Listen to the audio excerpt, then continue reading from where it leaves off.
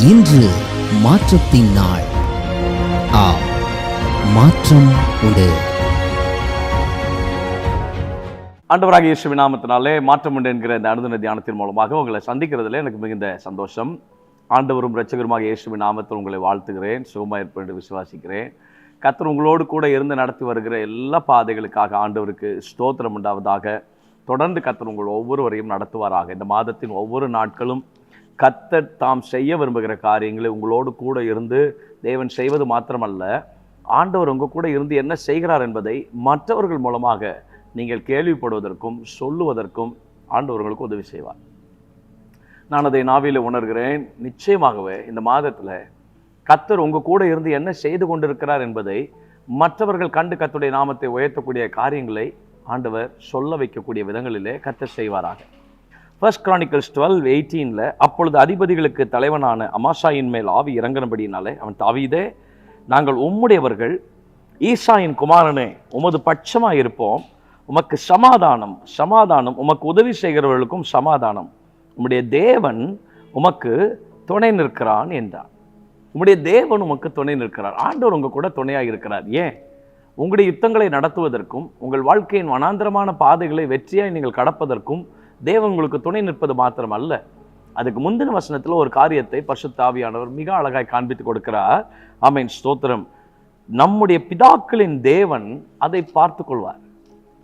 அன்றைக்கு அவர்களுக்கு என்ன செய்தாரோ, அன்றைக்கு நம்முடைய முற்பிதாக்களுக்கு என்ன செய்தாரோ, அன்றைக்கு தேவனுடைய பிள்ளைகள் ஆண்டவரை நோக்கி கூப்பிட்ட போது, தங்களுடைய அடிமைத்தனத்தில் இருந்து பாதைகள் இல்லாத போது, எங்கே போவதென்று வழி தெரியாத போது, என்ன செய்ய வேண்டும் என்பது அவர்கள் அறியாமல் இருந்த சூழ்நிலைகளிலே, எல்லா சூழ்நிலைகளிலேயும் நம்முடைய முற்பிதாக்களை எப்படி கர்த்தர் அற்புதமாக ஆச்சரியமாக நாம் யாரும் யோசிக்க கூட முடியாத விதங்களில் கர்த்தர் நடத்தினாரோ, அதே போல உங்களை நடத்துவதற்கு கர்த்தர் உங்க கூட இருக்கிறார்.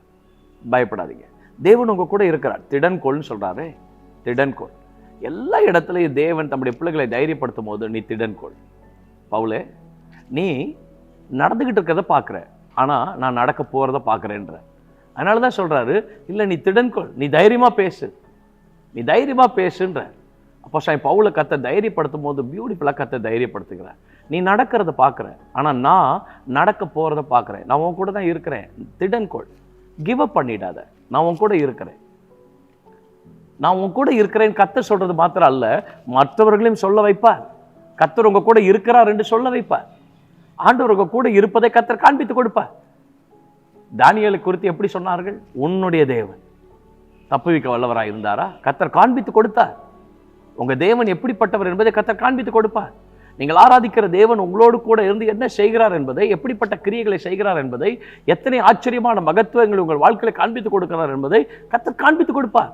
கர்த்தர் நான் உன் கூட இருக்கிறேன், நான் உன் கூட இருக்கிறேன், உன் கூட இருக்கிறேன்னு உங்களை தைரியப்படுத்துவது மாத்திரமல்ல, மற்றவர்களை கொண்டு சொல்ல வைப்பார். மற்றவர்களை கொண்டு சொல்ல வைப்பார். அப்படி நடக்கும்போது நீங்க ஒரு டைம் எழும்பி சொல்லுவீங்க, கர்த்தர் என் கூட இருக்கிறார், என் கூட தான் இருக்கிறார், என் கூட தான் இருக்கிறார். கர்த்தருடைய வசனத்தை நாம் தியானம் பண்ணுமே, உன் மீட்பர் நான்ன்ற, நான் உன்னுடைய மீட்பர், உன் வலதுகை பிடிச்சிருக்கிறேன்ப்பா, பயப்படாத, திடன்கொள், திடன்கொள், திடன்கொள். ஜாஷுவா 2வது அதிகாரம் 10-11 வசனங்களில் வாசித்து பார்ப்பேன் என்று சொன்னால், நீங்கள் எகிப்திலிருந்து புறப்பட்ட போது கர்த்தர் உங்களுக்கு முன்பாக சிவந்த சமுத்திரத்தின் தண்ணீர் வற்றி போக பண்ணினதையும், நீங்கள் யோர்தானுக்கு அப்புறத்தில் சங்காரம் பண்ணின எமோரியரின் 2 ராஜாக்களாகிய சீகோனுக்கும் ஓகுக்கும் செய்ததையும் கேள்விப்பட்டோம். கேள்விப்பட்ட போது எங்கள் இருதயம் கரைந்து போயிற்று, உங்களாலே எல்லாருடைய தைரியமும் அற்று போயிற்று. உங்கள் தேவனாகிய கர்த்தரே உயர வானத்திலும் கீழே பூமியிலும் தேவனானவர். உங்க ஆண்டவர் எப்படிப்பட்ட ஆண்டவர் தெரியுமா?